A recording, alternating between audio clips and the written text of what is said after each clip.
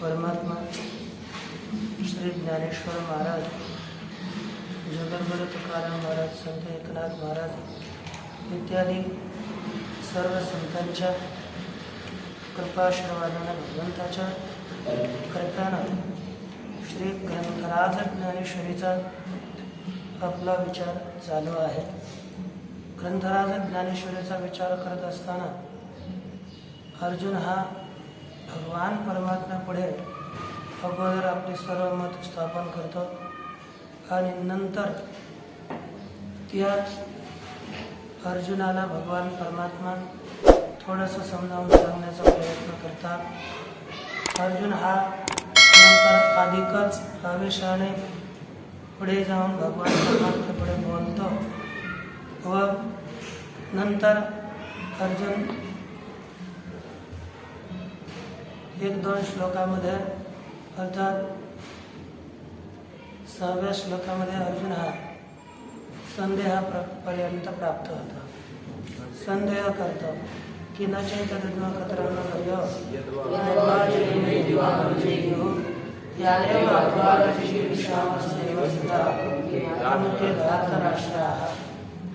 या प्रकारे अर्जुन हा या ठिकाणी संदेहास प्राप्त झाला. त्यानं आपला संदेह उपस्थित केला. संदेह प्रगट करून त्या संदेहाच्या पश्चात तो आपला नंतर त्याला वाटलं की भगवान परमात्मा माझं काहीतरी चुकलं तर नाही ना. नंतर कर्मण्य दोषोपहत स्वभाव प्रचमितं धर्म संवरक्षिता यथेष्टानिष्टं ब्रूहितन्मे शिष्यस्ते औषादी माप्त प्रपन्नम. या श्लोकाद्वारे आपलं अज्ञान भगवान परमात्म्यापुढे प्रगट करतं आणि या शोकातून निवृत्त होण्याकरिता तो भगवान परमात्म्याच्या शरण जातो. भगवान परमात्म्याच्या शरणागती स्वीकारतो आणि मला तुम्हीच एक उपदेश करा. मी तुमच्या शरणागत आहे. अगोदर पूर्ण विपरीत रीतीने वागणारा अर्जुन आता आपल्या शोकाच्या निवृत्तीकरिता भगवान परमात्म्यास शरण जातोय. कारण की कधी आपला अंतःकरणातील अज्ञान निवृत्त करण्याकरिता शरणागती आवश्यक असते.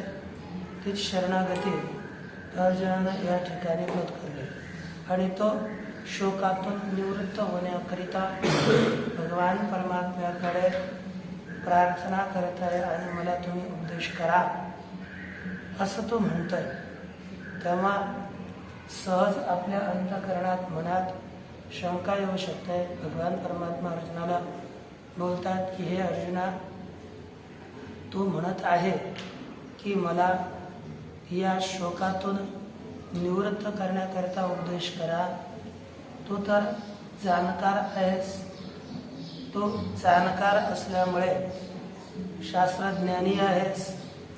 स्वतः तूच तर विचार कर, ज्याच्यामुळे तुझा शोक निवृत्त होईल आणि दुःख निघून जाईल.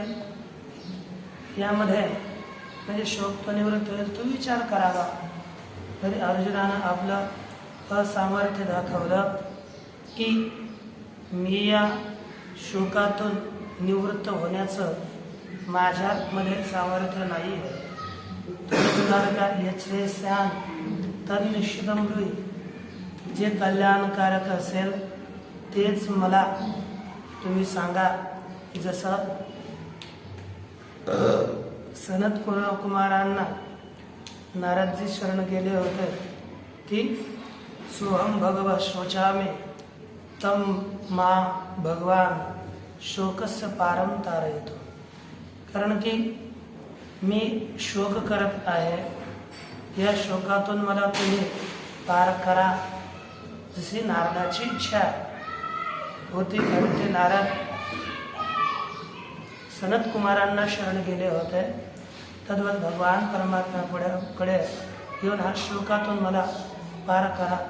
कारण की शुच शोके या धातूपासूनच घन प्रत्यय करून शोक या शब्दाची निर्मिती होते. तरी शोक हा निरंतर संताप देणारा असतो. म्हणून तर ठीक आहे, हे अर्जुना, तू म्हणत आहे की माझा शोक निवृत्त करा, परंतु तो तुझा शोक निवृत्त नाही केला तर काय बिघडणार का?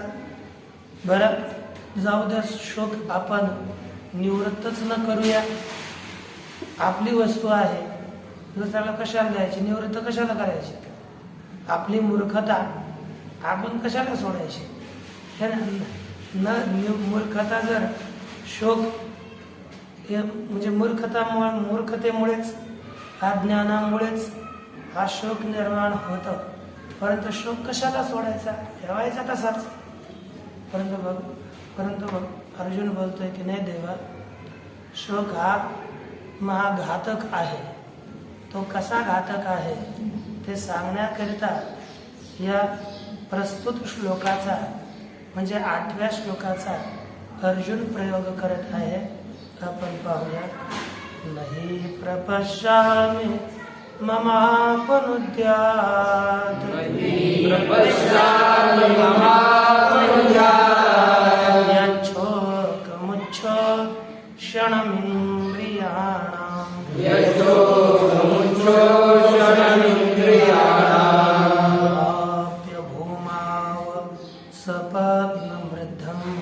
आप्य भूमाव सपत्नमृद्धम् राज्यं सुराणामपि चाधिपत्यम्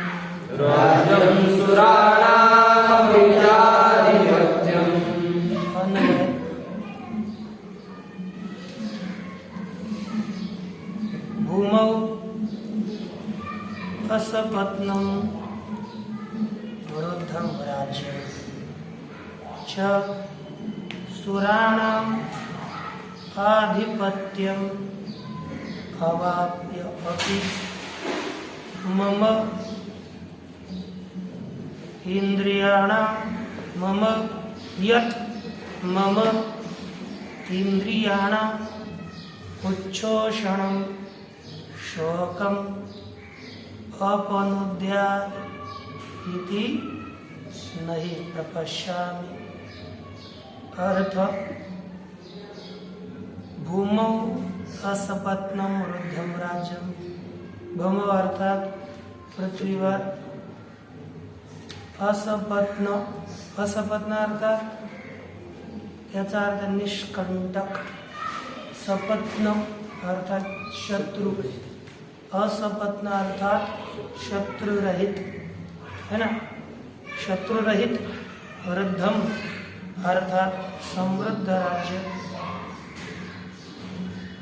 च आणि सुराणाम आधिपत्य व देवतांचे आधिपत्य, अवाप्य, अवाप्य म्हणजे प्राप्त करूनही, इंद्रियाणाम यद इंद्रियाणाम उच्छोषणम शोकम, जे इंद्रियांचा शोषण करणारा शोक निवृत्त होईल असे मला वाटत नाही, मला दिसत नाही।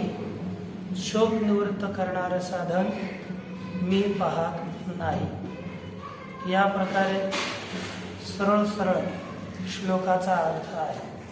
म्हणजे अर्जुना जर श्लोक निवृत्त केला नाही तर काय होईल रे?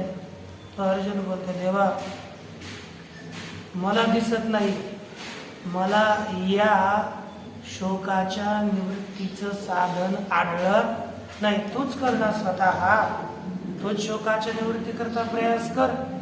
तो अर्जुन बोलतोय की मला शोक निवृत्त होईल असं एकही साधन दिसत नाही, म्हणजे मी शोकाच्या निवृत्तीकरिता असमर्थ आहे। कितीही काही जरी केलं तर माझा शोक निवृत्त होणार नाही। बर, शोक निवृत्त का करावा? बरं, शोक निवृत्त नाही केला तर काय होईल?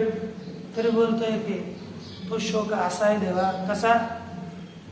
उच्छोषणम इंद्रियाणाम, इंद्रियांचे शोषण करणारा शोक आहे।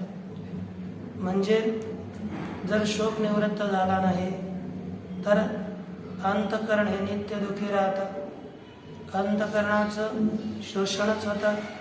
पुढे ही इंद्रिय सुद्धा विक्षिप्त होऊन जातात, म्हणजे इंद्रिय आपलं यथायोग्य काम करण्यास समर्थ राहत नाही, म्हणून शोकाची निवृत्ती हवी आहे। बरं ठीक आहे, हा शोक इंद्रियाचं शोषण करणारा आहे, म्हणजे नित्य संताप देणारा आहे। संताप करणाऱ्या शोकाची निवृत्ती झाली तर अर्जुन भगवान परमात्मा अर्जुनाला म्हणतात की अर्जुना तू प्रयत्न करणाऱ्याचे उपाय सफल होत असतात। तुझ्या शोकाची निवृत्ती अवश्य होईल। कसे होईल? तर ते बोलतात की दोन उपाय तुझ्याकडे आहेत, एक राज्याची प्राप्ती आणि दुसरी, राज्याची प्राप्ती केली की शोक निवृत्त होईलच होईल। दोन उपाय, बरं नाही देवा नाही जिंकलो तर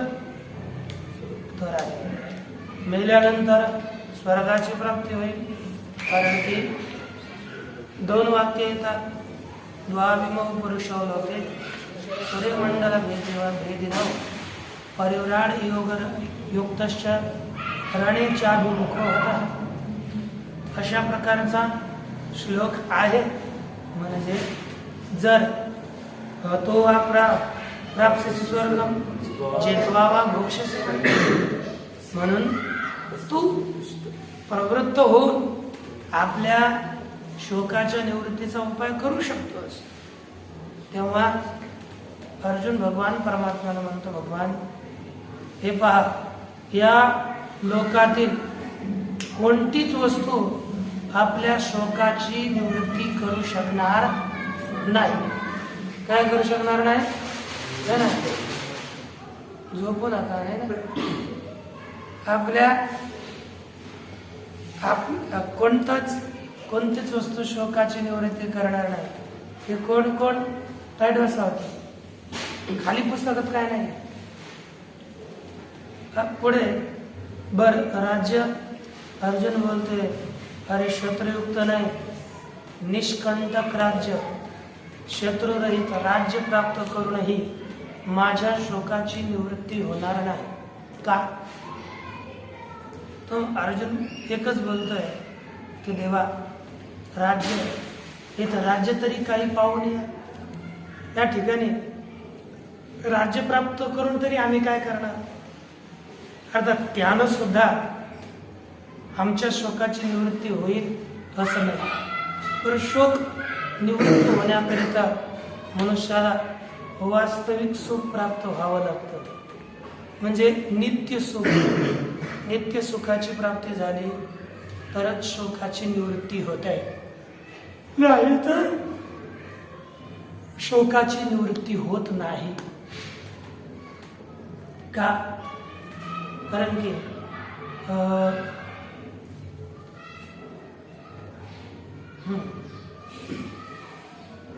शोकाची निवृत्ती तशी संभव नाही. पहा, शोक जसं इकडे पहा रे, आपल्याला आज एक चांगला इतका सुंदर पदार्थ भेटला की समजा तुम्हाला हिरा भेटला. काय भेटला?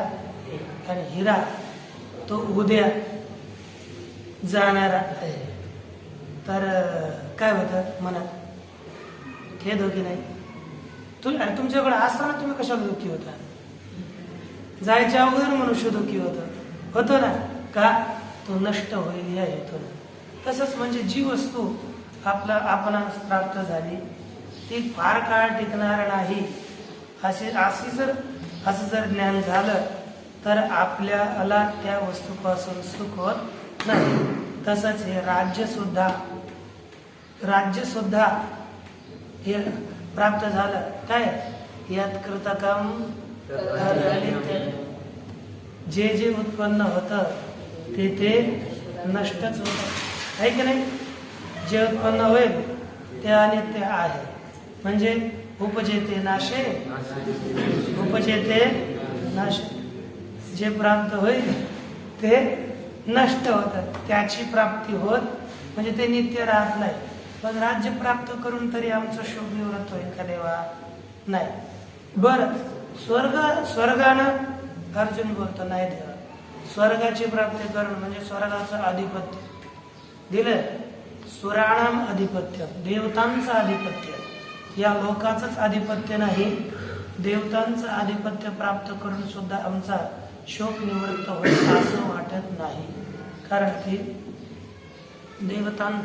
मग ते स्वर्गाचं आधिपत्य असो, ब्रह्मलोकाचं आधिपत्य असो, ब्रह्मपदवी प्राप्त होणं असो, परंतु कोणाच्याच शोकाची निवृत्ती होत नाही. म्हणून मला या लौकिक पदार्थापासून शोक निवृत्त होईल असं वाटत नाही. कारण की मला वाटतं अर्जुन जाणत असावा की परम कल्याण म्हणजे वाटतं काय? त्या अर्जुन विद्वान पुरुष येतो है ना? काय आहे वास्तविक पाहिलं तरी या जगद्गुरु तुकाराम महाराज म्हणतात की तुका म्हणे त्यांचे कळले आंबावर जे कर्म धर्म नाशवंत, जे कर्मापासून उत्पन्न झालेले असतात ते नाशवंत आहे. आणि नाशवंत जे पदार्थ कोणालाच वाटतं प्राप्त व्हावा असं वाटत नाही. नित्य पदार्थ प्राप्त व्हावा. आणि इहलोकातील पदार्थ किंवा पारलौकिक पदार्थ प्राप्त होणारे असले तरी सुद्धा ते कसे आहेत? अनित्य आहेत. ते ध्वंस प्रतियोगी आहेत. तर ध्वंस प्रतियोगी पदार्थ प्राप्त झाला तरी सुद्धा तो विवेकवान माणसाच्या शोकाची निवृत्ती करू शकणार नाही. तसंच या ठिकाणी सुद्धा अर्जुनाच्या शोकाची निवृत्ती त्यानं होणार नाहीये, म्हणून तो भगवान परमात्म्याला म्हणताय की देवा, हा पदार्थ शोकाची निवृत्ती करू शकणार नाही. मग अर्जुन आता ठाम निश्चयावर आला की मला या शोकातून तरुण जाण्याचा उपाय कळत नाही, आणि तो भगवान परमात्म्याकडेच आपली प्रार्थना करत आहे.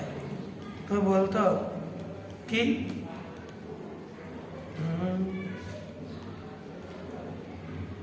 तो शोक, आता शोकाचं कारण काय, शोक का उत्पन्न झाला आणि तो कसा जाईल याच्याकरता आपल्या पुढील ओळीचा प्रयोग करतात. हे सकळ कुळ देखून जो शोक उपजला से म्हणे, तो तुझ्या वाक्या वाचून न जाय अनिके. अर्जुन बोलतो, हे भगवान परमात्मा, अन्वय, हे सकळ कुळ देखून जो मने शोक उपजला असे, तो तुझ्या वाक्या वाचून अनिके न जाय.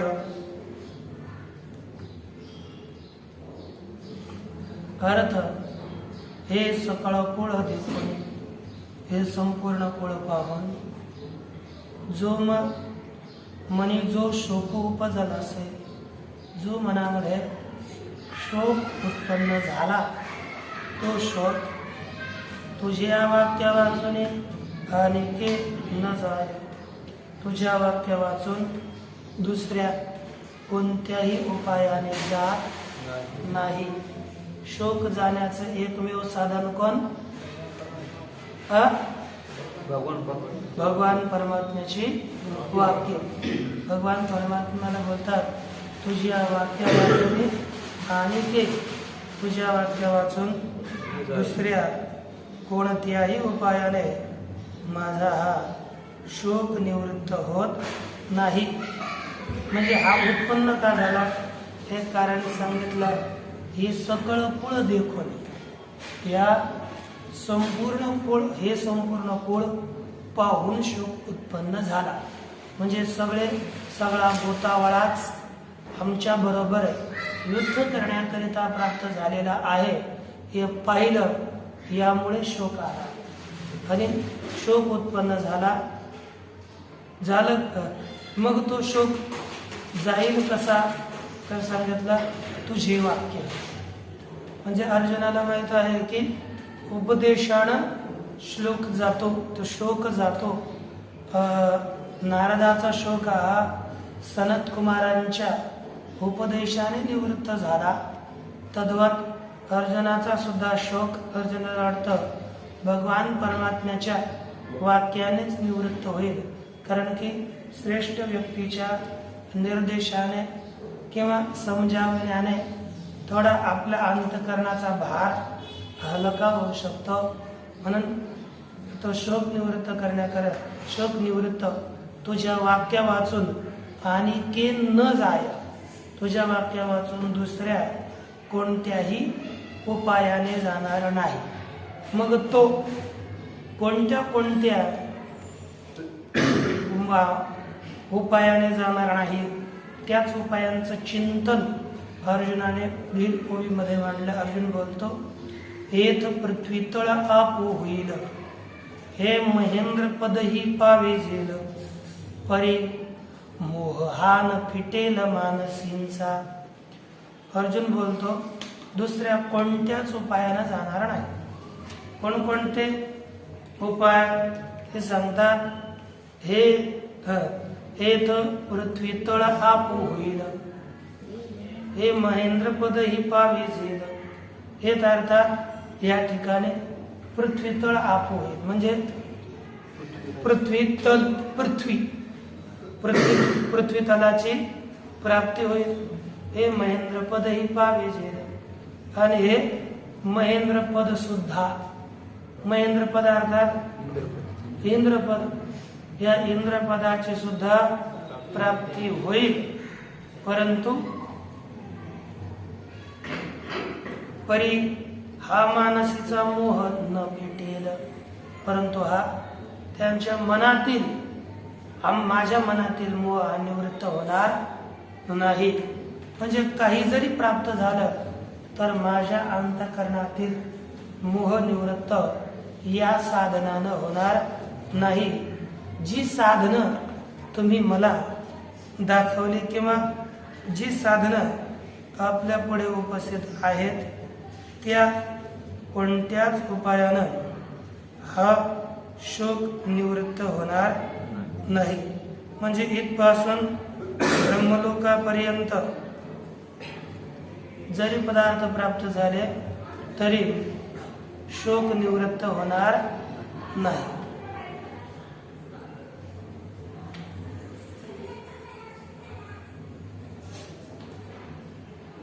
का बरं ते दृष्टांत देऊन सांगतोय. जैसी सर्वथा बीजे आहळली, ती सुक्षेत्री जरी पेरिली, तरी न विरुढती शिंचली आवडे तैसी. अर्जुन बोलतोय, दृष्टांत देतोय देवा. जैसी सर्वथा आहळली बीजे, ती सुक्षेत्री जरी पेरिली तरी आवडे तैसी सिंचली तरी न विरुढती. सांगितलं की देवा, जैसी सर्वथा आहळली बीजे, सर्व प्रकारे आहळली म्हणजे भाजलेली बी, भाजलेली बिया सुक्षेत्री जरी पेरली. सुक्षेत्री म्हणजे चांगल्या जमिनीमध्ये, उपजाऊ जमिनीमध्ये जरी ती पेरली तरी, मग कशी पेरली, तिला तुम्ही चांगला वापसा होऊ दिला, योग्य स्थितीमध्ये, म्हणजे आवडे तशी वाटेल तशी तिला खत 2 गोण्या टाकायच्या, तुम्ही 4 गोण्या टाकल्या है ना. पाणी द्यायचं उगवण्याकरता तुम्ही 2 पाण्याच्या ठिकाणी 10 पाणी देऊन टाकले तर, आणि 2 महिने त्या ठिकाणी त्या पदार्थाची वाट पाहत बसला, आज तरी उगेल, उद्या तरी उगेल है ना. सगळे कुंपण लावले योग्य, तरी ती उगेल का? नाही. म्हणजे जी बी नष्ट झालेली आहेत, ज्या बी मध्ये वृक्ष अंकुर उत्पन्न करण्याचं सामर्थ्य नाही, अशा बियांद्वारे ते कधीच उत्पन्न होणार नाही. तद्वत ज्या साधनांपासून जे सुख शोक निवृत्त होऊन आनंदाची प्राप्ती होणारच नाही, उलट राज्य प्राप्त करणं, स्वर्गादी लोकांची प्राप्ती करणं, ब्रह्मादी पदांची प्राप्ती करणं हे शोक निवृत्तीचं साधन नाही, उलट शोक वाढण्याचं साधन आहे. म्हणजेच जितकी उपाधी मोठी वाढते तितका शोक दुःख मोह हे सुद्धा तितकेच अधिक वाढतात. म्हणजे आपण असं समजू नये की या साधनानं कमी होईल असं म्हणता येत नाही. जितका अधिक वाढेल तितकी अधिक समस्या वाढते. म्हणजे जितका अधिक शोक, जितकी अधिक उपाधी. झोपू नका म्हणा दिवसाला वेळे, सकाळी आपण झोपतोच म्हणा है ना. याच्यामध्ये शोक वाढण्याचं साधन हे सगळे. अर्जुनाचा जो शोक वाढला तो कशामुळे, ज्या ठिकाणी ममत्व असतं आणि ममत्व ज्याच्या ठिकाणी ठेवलं आहे तो पदार्थ जर निघून जावं लागला तर अशा पदार्थापासून शोक उत्पन्न होतो. म्हणून पुढे सांगतात की इथे आणखी एक दृष्टांत देऊन बोलतोय. ना तरी आयुष्य पुरले आहे, तरी औषधे काही लोहे, एकच उपयोगा जाय परमामृत.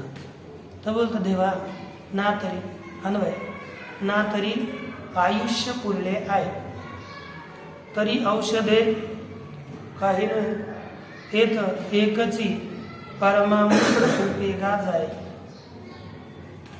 बोलतो की देवा, आयुष्य पुरले आहे म्हणजे आयुष्य संपलं आहे, तरी औषधे काही नाही. आयुष्य संपले आहे, मरायला टेकलं, कारण की याचं आयुष्य राहिलंच नाही.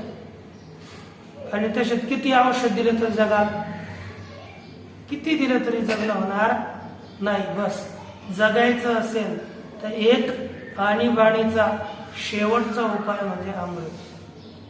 अमृत पाजलं तर तो जिवंत राहू शकतो.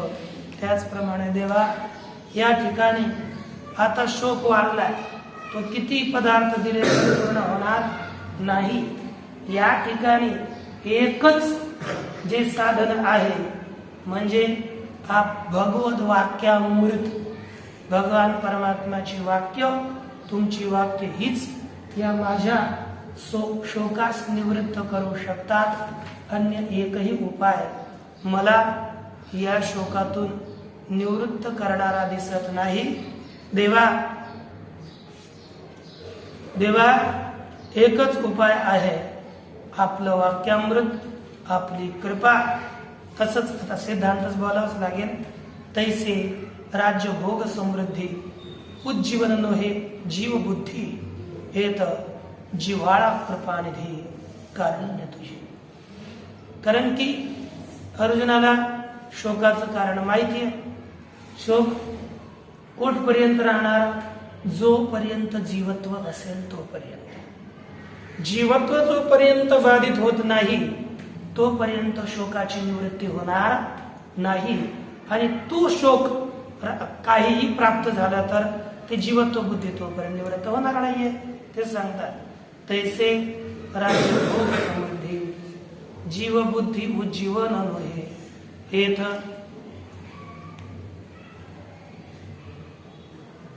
तुझे कारुण्य जिव्हाळा. हे कृपानिधी, हे भगवान परमात्मा कृपेच्या सागरा, त्याप्रमाणे राज्य व भोगाच्या समृद्धीनं या जीवबुद्धीची निवृत्ती होणार नाही. या ठिकाणी तुझी कृपा आणि तुझे कारुण्यच एक या बुद्धीच्या निवृत्तीचा हेतू होऊ शकेल. एकच मात्र उपाय आहे. जसं मृत्यूपासून वाचायचं असेल तर परमामृत, आणि या जीवबुद्धीची निवृत्ती करायची असेल तर तुझं वाक्यामृत. एवढंच साधन आहे. हे असं आपण बोलतो. ओम